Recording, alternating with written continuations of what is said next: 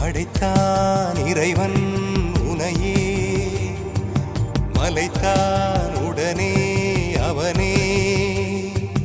அழகை படைக்கும் திறமை முழுக்க உன்னுடன் சார்ந்தது, என் விழி சேர்ந்தது. விடிய விடிய மடியில் கிடக்கும் பொன்வினை உன்மேனி மீட்டட்டும் என் மேனி. இறைவினில் வந்து கலந்திடு, வீரல் பட மெல்ல கனிந்திடு.